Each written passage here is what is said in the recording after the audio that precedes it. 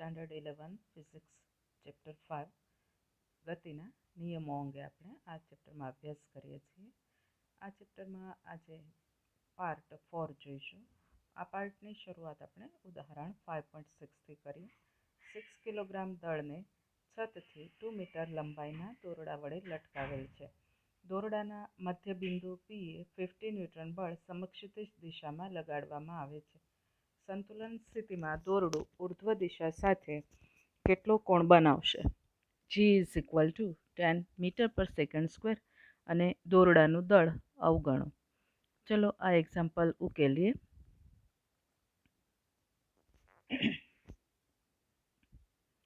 અહીં આકૃતિમાં આ છત સાથે બાંધેલું દોરડું દર્શાવ્યું છે. તેના છેડે વજન W લટકાડેલ છે.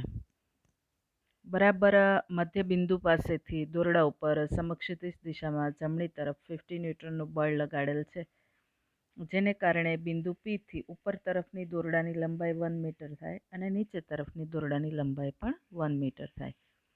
હવે અહીંયા વજન W અને બિંદુ P સમતુલન સ્થિતિમાં છે. એ પરિસ્થિતિમાં આપણે વજન Wનો ફ્રી બોડી ડાયાગ્રામ અને બિંદુ Pનો ફ્રી બોડી ડાયાગ્રામ દર્શાવેલ છે. સામાન્ય રીતે આ ફ્રી બોડી ડાયાગ્રામ એ સંતુલન બિંદુ અથવા અભ્યાસ હેઠળના કોઈ દળ કે કોઈ ઘટક માટે દોરવો પડતો હોય છે, જેના વડે આપણને જે તે કોયડો ઉકેલવાના અગત્યના સૂત્રો મળી શકે તેમ હોય.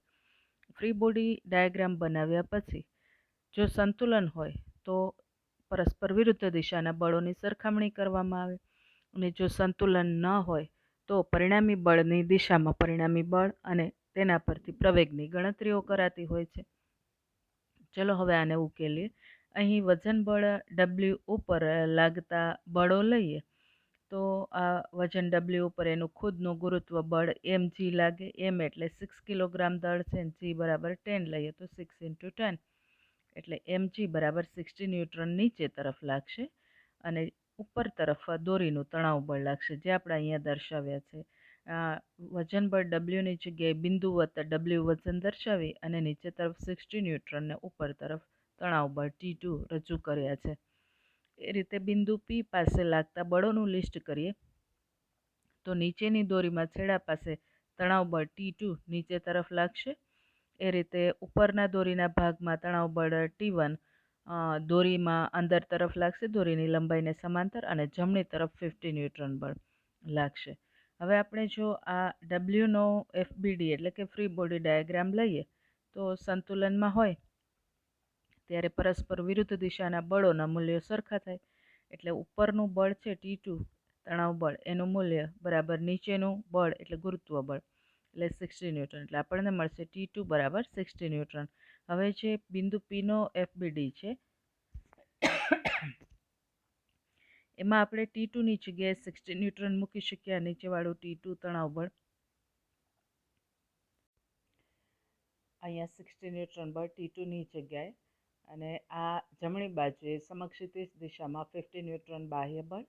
એમ ઉપરની દોરીમાં દોરીની લંબાઈ પર અંદર તરફ તણાવ બળ T1.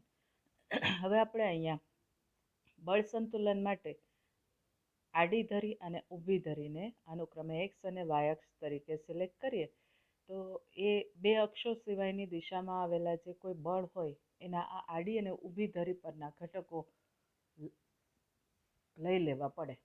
એટલે તણાવ બળ T1 છે એ નથી x અક્ષ પર કે નથી y અક્ષ ઉપર, એટલે એના આપણે બે ઘટકો લઈએ છીએ. એના માટે આપણે ધારીએ છીએ કે શિરોલંબ સાથે ઉપરની આ દોરીનો ખૂણો છે થીટા છે, એટલે એને આપણે અહીંયા રજૂ કરીએ. હવે આપણે આ તણાવ બળ T1ના બે ઘટકો લઈએ. શિરોલંબ ઘટક એ થીટાની પાસેનો ઘટક છે, જેને T1 cos થીટા કહીશું, અને સમક્ષિતિજ ઘટક એ થીટાની સામેનો ઘટક થશે, જેને T1 sin થીટા કહીશું. અને એટલે હવે કાં તો બળ અથવા બળના ઘટકો કાં ઊભી રેખા પર છે અથવા આડી રેખા ઉપર છે. જ્યારે P બિંદુ સંતુલનમાં હોય ત્યારે શિરોલંબ દિશાના બળોની સરખામણી કરીએ તો શિરોલંબ ઉપર તરફ બળ લાગે છે T1 cos થીટા, આ ઉપર તરફનું બળ, અને નીચે તરફ લાગે છે 60 ન્યૂટન, આ નીચે તરફનું બળ. એટલે આપણે એને સરખાવીએ તો મળે T1 cos theta is equal two 60 newton is equal two T2. એ રીતે આડી ધરી ઉપરના બળ લઈએ તો જમણી તરફ છે 60 ન્યૂટન બળ અને ડાબી તરફ છે T1 sin થીટા બળ. બેઉને સરખાવીએ તો આપણને મળે T1 sin theta is equal two 50 newton. હવે આ બંનેનો ગુણોત્તર લઈએ તો T1 sin theta upon T1 cos theta is equal two 50 upon 60, that is equal to 5/6. And therefore we have tan theta. આ T1 કેન્સલ થશે અને sin theta upon cos theta એટલે tan theta. Tan theta is equal to 5/6, that is equal to 0.8333. And therefore theta approximately equal to 40 degree. હવે દોરડું અહીં સંતુલન સ્થિતિમાં ઉર્ધ્વ દિશા સાથે લગભગ 40 ડિગ્રીનો ખૂણો બનાવે એવો આપણને આ જવાબ મળે છે. ત્યાર પછીનો મુદ્દો 5.9 લઈએ. આ દાખલો એક ઉદાહરણરૂપ દાખલો હતો. બળ સંતુલનના આવા બીજા ઘણા દાખલાઓ આપણે આ પ્રકરણમાં ઉકેલવાના થશે, એટલે આ દાખલો વ્યવસ્થિત રૂપે ધ્યાને લેજો. હજુ એ આના અંગેના એટલે કે બળ સંતુલન છે કે નહીં એ ચકાસવું છે તો કેવા સૂત્રો મૂકવા, નથી તો કેવા સૂત્રો મૂકવા, આના અંગેના ઉદાહરણના દાખલાઓ આવશે ત્યારે આ અંગે વધુ માહિતી મળશે. હવે યંત્રશાસ્ત્રમાં આપણે ધ્યાને લેવા પડશે એવા બળોમાં સામાન્ય બળોનો વિચાર કરીએ તો પહેલું આપણી પાસે આવશે ગુરુત્વ બળ. આ ગુરુત્વ બળ એ પૂરા બ્રહ્માંડમાં બધે વ્યાપ્ય છે. ગુરુઅંતરી બળ છે અને દૂરથી લાગે છે, એટલે ગુરુત્વ બળ લાગવા માટે પદાર્થોના સંપર્કની જરૂર નથી. એમાં ગુરુત્વ બળ લાગવા માટે માધ્યમની પણ જરૂર નથી. પૃથ્વી વડે પૃથ્વી પરના બધા પદાર્થો પર આ બળ લાગતું હોય છે અને અવકાશમાં પણ લાગે છે કે જેના વડે અવકાશી પદાર્થોની ગતિ નિયંત્રિત થતી હોય છે. ગુરુત્વ બળ ઉપરાંત સંપર્ક બળો. આ ગુરુત્વ બળ અંગે આપણે લેસન 1માં ઘણો પરિચય લીધો છે, એટલે અત્યારે એના અંગે વધારે વાત કરતા નથી, માત્ર એના અગત્યના મુદ્દાઓ લીધા. હવે બીજો બળનો પ્રકાર લઈએ જે યંત્રશાસ્ત્રમાં અભ્યાસ હેઠળ લેવા પડે, એ છે સંપર્ક બળો. જ્યારે બે પદાર્થોનો સંપર્ક થવાથી બળ લાગે ત્યારે એને સંપર્ક બળ કહેવાય. દાખલા તરીકે બે ઘન પદાર્થોની સપાટીઓ સંપર્કમાં આવે અને બળ લાગે. કોઈ એક ઘન અને બીજા પ્રવાહી પદાર્થની સપાટી સંપર્કમાં આવે અને બળ લાગે. બે તરલ સંપર્કમાં આવે અને બળ લાગે. ઘન અને વાયુ સંપર્કમાં આવે અને બળ લાગે. તો આ પ્રકારના બળોને આપણે સંપર્ક બળ કહીશું. આના ઉદાહરણોમાં ટેબલ પર સ્થિર પડેલ પુસ્તક પર ટેબલની સપાટી વડે ઉપર તરફ બળ લાગે છે, જેને આપણે આગળ સંપર્ક બળ એટલે કે લંબ બળ તરીકે લીધેલું. મિજાગ્રા વડે કે ટેકા વડે પણ સંપર્ક બળ લાગી શકે. ઘણીવાર તમે જુઓ તો ટેકા વડે મોટા મોટા કોલમ કે બીમ લટકાવેલા હોય છે, શિરોલંબ સમતુલનમાં રાખેલા હોય છે. એમ મિજાગ્રાઓ વડે બારણાઓ લટકાવીને એને આપણે ફેરવી શકીએ છીએ. અહીં સંપર્ક બળ લગાડવા માટે અને સંપર્ક બળની અસર ઊભી કરવા માટે આવી રચનાઓ તૈયાર કરાતી હોય છે. સંપર્ક બળના બે ઘટકો આપણને મળે. એક સંપર્ક સપાટીને લંબ ઘટક જેને લંબ પ્રતિક્રિયા બળ કહેવાય, અને બીજું સંપર્ક સપાટીને સમાંતર ઘટક જેને ઘર્ષણ બળ કહેવાય. દાખલા તરીકે કોઈ એક સપાટી પર કોઈ પદાર્થ પડેલો છે અને એના પર લાગતું સપાટી વડે પદાર્થ પર લાગતું સંપર્ક બળ આ રીતે છે.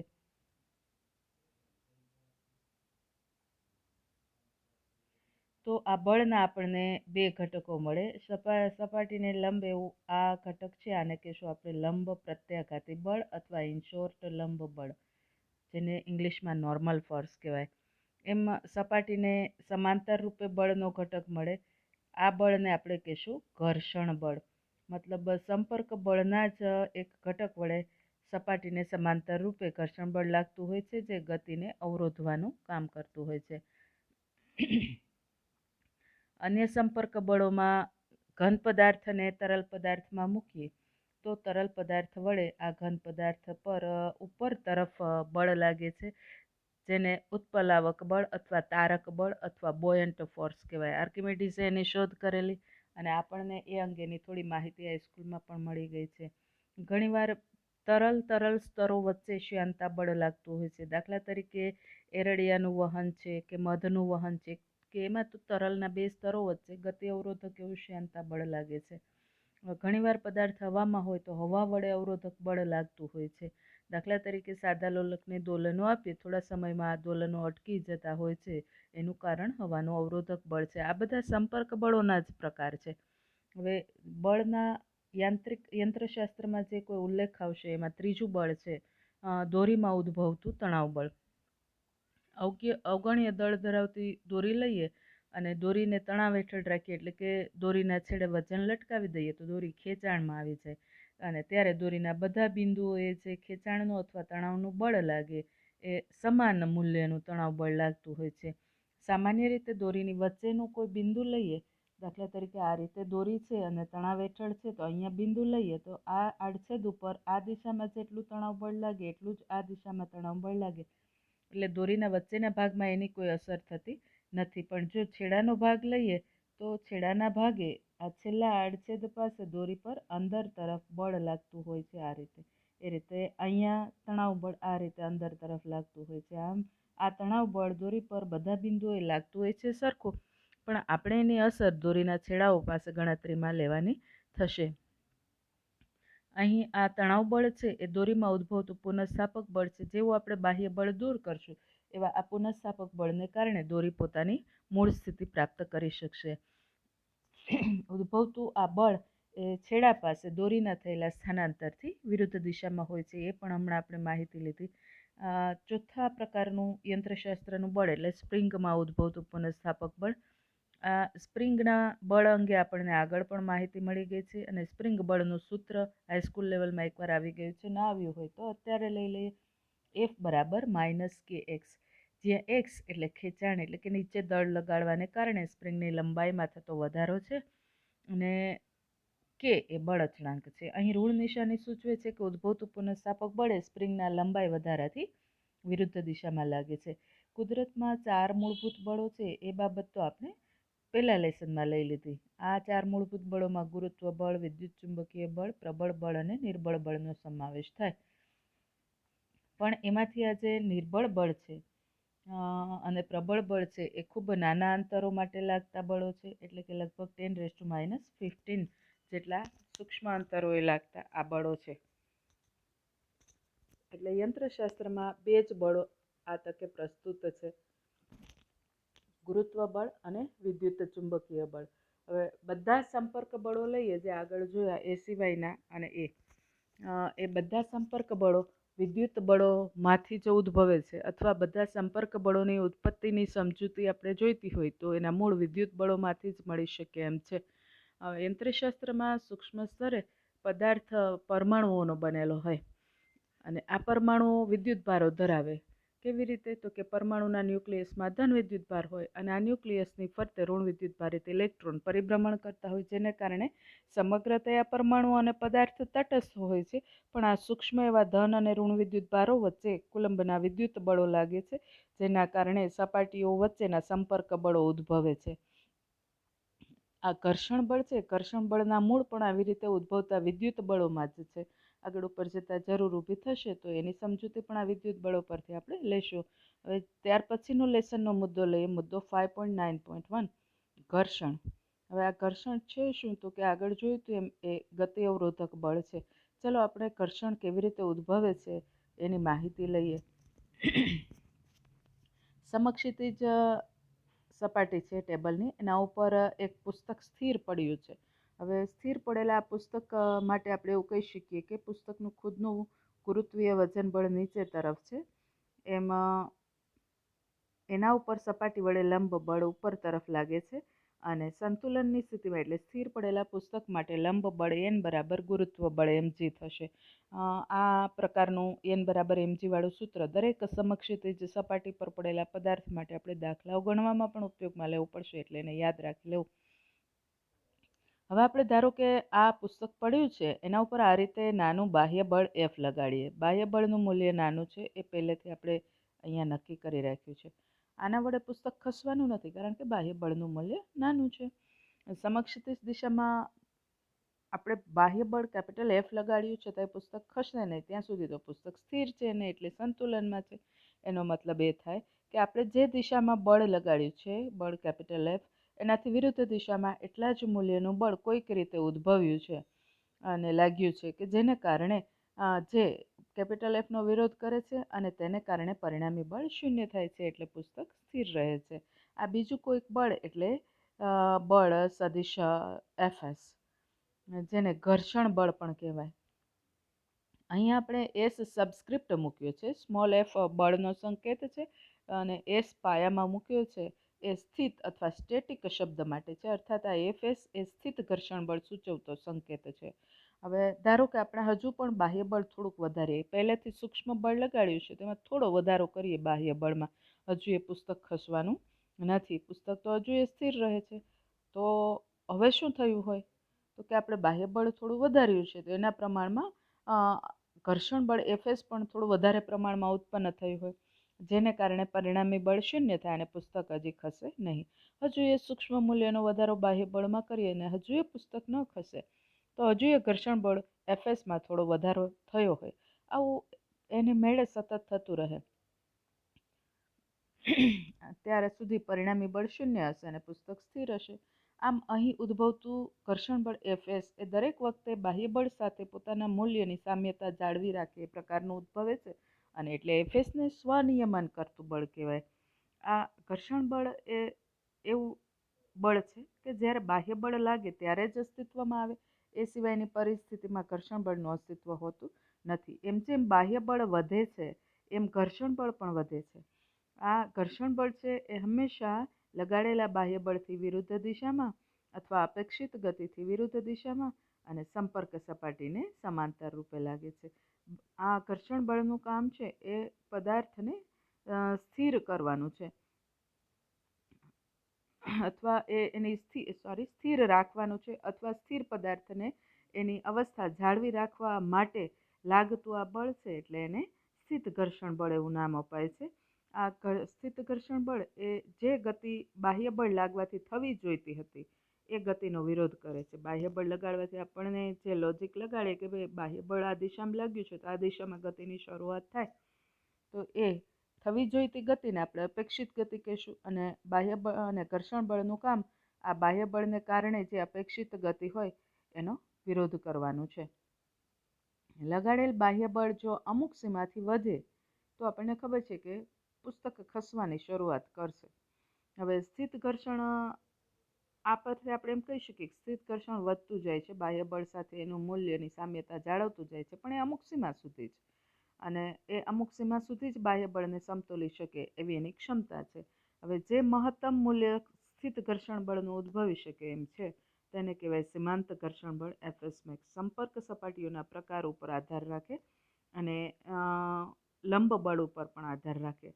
આ એફએસ મેક્સ એટલે મહત્તમ સ્થિત ઘર્ષણ બળ અથવા સીમાંત સ્થિત ઘર્ષણ બળ એ સંપર્ક સપાટીના ક્ષેત્રફળથી સ્વતંત્ર છે, માત્ર અને માત્ર લંબ બળના સમપ્રમાણમાં છે, અને એટલે આપણને મળે છે એફએસ મેક્સ વેરીઝેસ એન, અને FS max is equal to mu s into N, જ્યાં મ્યુએસ એટલે સ્થિત ઘર્ષણાંક. આ સ્થિત ઘર્ષણાંકને કોઈ એકમ નથી, એકમ રહિત રાશિ છે. એ સંપર્ક સપાટીઓના પ્રકાર ઉપર આધાર રાખતી રાશિ છે. સપાટીઓના દ્રવ્યનો પ્રકાર કેવો છે, સપાટીઓનો પ્રકાર કેવો છે, આ બંને બાબતો ઉપર આ સ્થિત ઘર્ષણાંક આધાર રાખે છે. કોઈપણ પરિસ્થિતિમાં બાહ્ય બળ લાગવા છતાં પદાર્થ સ્થિર હોય ત્યાં સુધી ઘર્ષણ બળ તો ઉદ્ભવે છે, અને ઉદ્ભવતું આ ઘર્ષણ બળ એફએસ એ વધીને એફએસ મેક્સ જેટલું થાય, એટલે કે FS is less than or equal to FS max. And therefore હવે આપણે આ એફએસ મેક્સ માટે આ સૂત્ર મૂકીએ તો FS is less than or equal to mu s into N, અર્થાત ઉદ્ભવી શકતું સ્થિત ઘર્ષણ બળ હંમેશા મ્યુએસ ઇન્ટુ એનથી નાનું અથવા તેના જેટલું હોય. જો આપણે બાહ્ય બળ એફ એ એફએસ મેક્સથી વધારે લગાડીએ તો શું થશે, તો કે આ બાહ્ય બળમાંથી એફએસ મેક્સ જેટલું બળ ઘર્ષણ બળને સમતોલવામાં વપરાઈ જશે, અને બાકીનો બાહ્ય બળનો ઘટક છે એની અસર નીચે પદાર્થ સપાટી પર બાહ્ય બળની દિશામાં આગળ ખસશે. હવે જેવી પદાર્થ અને નીચેની સપાટી વચ્ચે સાપેક્ષ ગતિ થવા લાગે એવું પેલું જે ઘર્ષણ બળ એફએસ મેક્સ જેટલું લાગતું હતું એ હવે ઘર્ષણ બળ એફએસ મેક્સથી ઘટી જશે, અને સંપર્ક સપાટીઓ વચ્ચે સાપેક્ષ ગતિ થતી હશે ત્યારે થોડુંક એફએસ મેક્સથી ઓછું એવું ઘર્ષણ બળ લાગશે, અને ગતિ દરમિયાન લાગતા આ ઘર્ષણ બળને આપણે નામ આપીએ એફ કે. કે is four kinetic and small F A frictional force માટે વપરાતો સંકેત છે. ફ્રિક્શન એટલે ઘર્ષણ, એના ઉપરથી ફ્રિક્શનલ ફોર્સ એટલે ઘર્ષણ બળ. અહીંયા પણ સ્થિત ઘર્ષણ જેવા જ આ ગતિક ઘર્ષણના નિયમો મળે કે એફ કે છે સંપર્ક સપાટીના ક્ષેત્રફળ પર આધાર રાખતું નથી, પણ એફ કે એ લંબ બળના સમપ્રમાણમાં છે અને એફ કે બરાબર મ્યુ કે ઇન્ટુ એન લખી શકીએ, જ્યાં મ્યુ કે એ ગતિક ઘર્ષણાંક છે.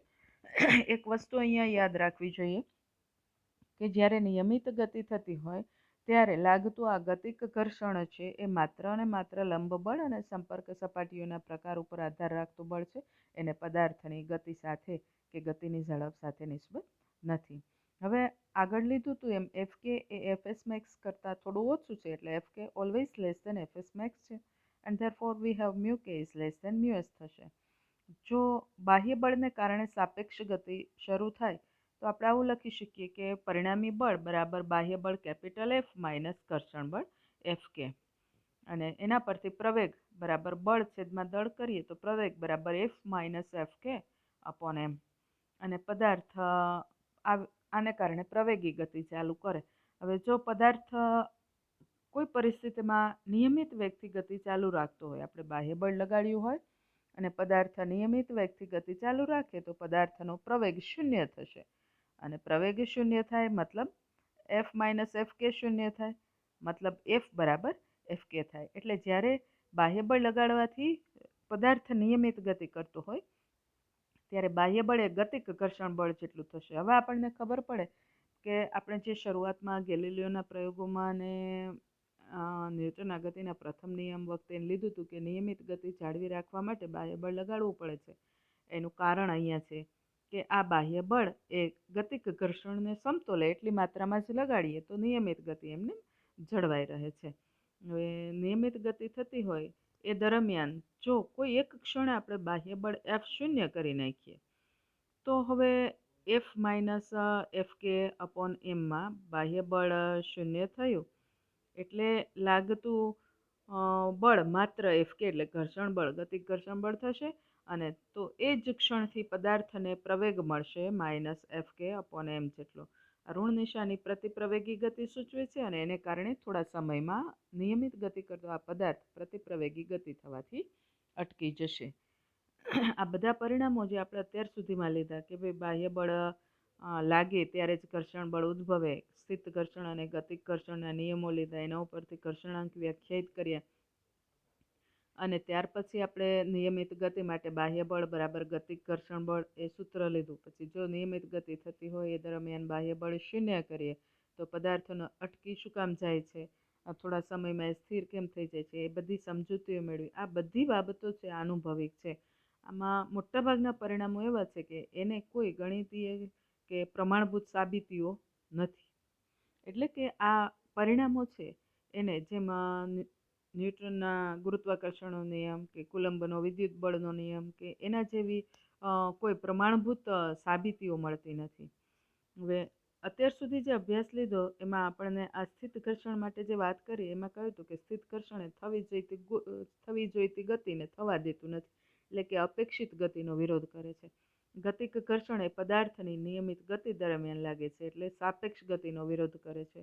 હવે ઘર્ષણ છે એ આપણે બહુ પહેલાં લીધું એમ સંપર્ક બળનો સપાટીને સમાંતર ઘટક છે અને એનું કામ છે ગતિનો વિરોધ કરવાનું. પછી એ સ્થિત ઘર્ષણ હોય કે ગતિક ઘર્ષણ હોય. સ્થિત ઘર્ષણમાં અપેક્ષિત ગતિ વિરોધાય છે અને ગતિક ઘર્ષણમાં થતી સાપેક્ષ ગતિ વિરોધાય છે. ચાલો આનું એક ઘર્ષણ અંગેનું ઉદાહરણ લઈએ. દાખલા તરીકે પ્રવેગિત ગતિ કરતી ટ્રેન છે, એ ટ્રેનના તળિયા ઉપર એક ભારે બોક્સ પડેલું છે. તો આ બોક્સ છે એ ટ્રેનની હારે હારે જ ગતિ કરશે ને ટ્રેનના તળિયા પર સ્થિર પડી રહેશે. એટલે બોક્સ પણ જો ટ્રેન પ્રવેગી ગતિ કરતો હોય તેની સાથે બોક્સની ગતિ પણ પ્રવેગી થાય. હવે એન્જિન વડે બળ તો ટ્રેનને લાગે છે ને ટ્રેનના ડબ્બાને લાગે છે, બોક્સને તો કોઈ બળ લાગ્યું નથી, છતાંય બોક્સ પ્રવેગી ગતિ કરે છે. તો બોક્સની પ્રવેગી ગતિ માટેનું બળ આવ્યું ક્યાંથી? હવે આ બોક્સના પ્રવેગી ગતિ અને બોક્સને મળતા પ્રવેગ માટે ટ્રેનના તળિયા વડે બોક્સ પર જે ગતિની દિશામાં ઘર્ષણ બળ લાગે છે એ ઘર્ષણ બળ જવાબદાર છે. આવા અંગેના દાખલાઓ આવશે ત્યારે આ બળની દિશાઓને નક્કી કરશું. અહીંયા આકૃતિમાં મેં ટ્રેનની ગતિ, ટ્રેનની પ્રવેગી ગતિની દિશા અને ટ્રેનના ડબ્બાની અંદર રહેલું બોક્સ અને બોક્સ પર તળિયા વડે લાગતા ઘર્ષણ બળની દિશા પણ ગતિની દિશામાં છે એ બાબત રજૂ કરી દીધી છે. દાખલાઓ ગણતા હોઈએ ત્યારે આ બાબતને આપણે ધ્યાને લેવી પડે એવું બને. ત્યાર પછી લઈએ ઉદાહરણ 5.7. બોક્સ અને ટ્રેનના તળિયા વચ્ચેનો સ્થિત ઘર્ષણાંક 0.15 હોય તો ટ્રેનના તળિયા પર રહેલ બોક્સ સ્થિર રહે તે માટે ટ્રેનનો મહત્તમ પ્રવેગ શોધો. હવે અહીં બોક્સને ટ્રેનના પ્રવેગ જેટલો જ પ્રવેગ મળે ત્યારે બોક્સ ટ્રેનના તળિયા પર સ્થિર રહે, અને આ જે પ્રવેગ મળે છે સ્થિત ઘર્ષણ બળ વડે મળે છે. એટલે જો બોક્સનો કે ટ્રેનનો પ્રવેગ એ હોય તો આપણે બોક્સનું દળ એમ લઈ અને આવું પુરવાર કરી શકીએ કે m into A is equal to FS.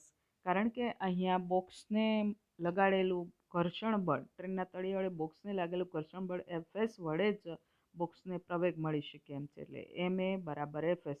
પણ આપણને ખબર છે કે FS is less than FS max or FS is less than or equal to mu S into N. હવે અહીં એન એટલે લંબ બળ. સમક્ષિતિજ સપાટી ઉપર બોક્સ હોય ત્યારે આપણે એન બરાબર લખી શકીએ એમ જે આગળ પણ લીધું હતું. અને એટલે અહીંયા જો આ એમને જમણી બાજુએ જવા દેશું તો ગુણાકારમાંથી ભાગાકારમાં જશે અને આપણને મળશે therefore a is less than or equal to mu s into n by m. આમાં આપણે મૂકીએ લંબ બળ n બરાબર mg, એટલે મળશે as is less than or equal to mu s mg by m, that is a is less than or equal to mu s into g, and therefore we have a max is equal to mu s into g is equal to mu s એટલે 0.15 અને g એટલે 10 લઈએ તો a max એટલે ટ્રેનનો મહત્તમ પ્રવેગ 1.5 metre per second square હશે ત્યાં સુધી બોક્સ છે એ ટ્રેનના તળિયા પર સ્થિર રહી શકશે. ત્યાર પછીનું લઈએ ઉદાહરણ 5.8. આકૃતિમાં 4 કિલોગ્રામ દળનો એક પદાર્થ સમક્ષિતિજ સમતલ પર રહેલ છે. સમતલને સમક્ષિતિજ સાથે ક્રમશઃ ઢળતું કરતા થીટા ઇક્વલ ટુ 15 ડિગ્રીએ તે દળ ખસવાની શરૂઆત કરે છે. બ્લોક અને સપાટી વચ્ચેનો સ્થિત ઘર્ષણાંક કેટલો હશે? અહીંયા આપણે ઢાળ પર બ્લોક દર્શાવ્યો છે. બ્લોક પર લાગતા બળોને પણ લિસ્ટ આઉટ કર્યા છે. પહેલું છે ગુરુત્વીય વજન બળ mg, જે નીચેની દિશામાં લાગ્યું છે. બીજું છે સમતલ વડે બ્લોક પર લાગતું લંબ બળ n, જે આ દિશામાં લાગ્યું છે. ત્રીજું બળ છે અપેક્ષિત ગતિનો વિરોધ કરતું સ્થિત ઘર્ષણ બળ fs. હવે બોક્સની થવી જોઈતી ગતિ જેમ ઢાળનો ખૂણો વધતો જાય એમ નીચે તરફની હોય, અને આ નીચે તરફની ગતિથી વિરુદ્ધ દિશામાં સ્થિત ઘર્ષણ બળ અહીંયા આ રીતે દર્શાવ્યું છે. આ 3 બળો લાગે છે અને ઓ બિંદુ પાસે એટલે કે બોક્સના ભૂમિતિય કેન્દ્ર પાસે સંતુલનની સ્થિતિ છે, કારણ કે બોક્સ સ્થિર છે. અને સંતુલનની આ સ્થિતિમાં આપણે શિરોલંબ એટલે કે ઢાળની સપાટીને લંબ અને ઢાળની સપાટીને સમાંતર દિશામાં બળના ઘટકોનું સંતુલન વિચારશું. તો આ લંબ બળ n છે એ ઢાળની સપાટીને લંબ છે, એટલે કે વાય ધરી ઉપર છે. આપણે આડી ધરી ઢાળની સપાટીને સમાંતર લઈએ તો સ્થિત ઘર્ષણ fs એ સપાટીને સમાંતર છે, એટલે કે એક્સ ધરી ઉપર છે. માત્ર ને માત્ર વજન બળ mg એવું છે કે જે કોઈ પ્રમાણભૂત અક્ષ ઉપર નથી. એટલે આપણે આ વજન બળ mgનું 2 ઘટકોમાં વિભાજન કરવું પડશે. એક ઘટક ઢાળની સપાટીને સમાંતર અને બીજો ઘટક ઢાળની સપાટીને લંબ. હવે અહીંયા ઢાળનો ખૂણો થીટા છે, અહીંયા રચાતો આ ખૂણો છે એ થીટા છે. સ્પષ્ટ રૂપે આપણને એ ખબર છે કે આ શિરોલંબ દિશા છે એ આ સમક્ષિતિજ સપાટીને લંબ થશે, અને આ ઢાળને લંબ એવી આ વાય ધરી છે. એટલે જો બે સપાટીઓ વચ્ચેનો ખૂણો થીટા હોય તો બંને સપાટીઓને દોરેલા લંબ વચ્ચેનો ખૂણો પણ થીટા થાય. એટલે આ બંને રેખાઓ વચ્ચેનો અહીંયા રચાતો ખૂણો થીટા આપણે રજૂ કર્યો છે. હવે આપણા વજન બળ mgનો ઢાળની સપાટીને લંબ ઘટક લઈએ તો એ થીટાની પાસેનો ઘટક થાય. એટલે મેં અહીંયા લખ્યું mg cos થીટા, અને ઢાળની સપાટીને સમાંતર ઘટક લઈએ તો એ થીટાની સામેનો ઘટક થશે, અને એટલે એના માટે મેં લખ્યું અહીંયા mg sin થીટા. આપણે આ બધા જે બળના ઘટકો કે બળ લાગે છે એને મોટે ભાગે પદાર્થના ભૂમિતિય કેન્દ્ર પાસેથી રજૂ કરવાના છીએ. એટલે એ બાબત આપણે ધ્યાને લેવી કે અહીંયા મેં mg cos થીટા અને mg sin થીટા એ બંનેને બિંદુઓથી રજૂ કર્યા છે. હવે જો ઓ બિંદુ પાસે સંતુલનની સ્થિતિ હોય તો શિરોલંબ દિશામાં બળ સંતુલન ચકાસીએ તો શિરોલંબ ઉપર તરફ લંબ બળ n અને નીચે તરફનું બળ mg cos થીટા બંને સરખા થાય, એટલે કે n બરાબર mg cos થીટા. એમાં જો નીચે તરફના આડી ધરી પરના બળ ચકાસીએ તો ઢાળ પર ઉપર તરફનું બળ fs અને નીચે તરફનું બળ mg sin થીટા બંને સરખા થાય, એટલે કે fs બરાબર mg sin થીટા. હવે જેમ થીટા વધશે એમ સાઇન થીટા વધશે અને એને કારણે fs વધશે. જ્યાં સુધી fs વધીને fs મેક્સ થશે ત્યાં સુધી જ આપણે પદાર્થ સંતુલનમાં રહે એ રીતે થીટાને એટલે કે ઢાળના ખૂણાને વધારીને ઢાળને ઊંચો લઈ શકશું. fs વધીને fs મેક્સ થાય ત્યારે સંતુલન સ્થિતિનો ખૂણો થીટા વધીને થીટા મેક્સ થશે. હવે mg sin theta upon mg cos theta એટલે આ બંને સમીકરણોનો ભાગાકાર લઈએ તો એ મળે fs અપોન n જેટલું. અંશ છેદમાંથી mg કેન્સલ આઉટ થાય. sin theta upon cos theta એટલે tan થીટા બરાબર fs અપોન n. હવે tan થીટા મેક્સ બરાબર fs મેક્સ અપોન n થશે, કારણ કે થીટા થીટા મેક્સ થાય તો fs fs મેક્સ થાય. અને આ સૂત્રો મુજબ fs મેક્સ અપોન n બરાબર મ્યુએસ એટલે tan થીટા મેક્સ બરાબર મ્યુએસ થશે.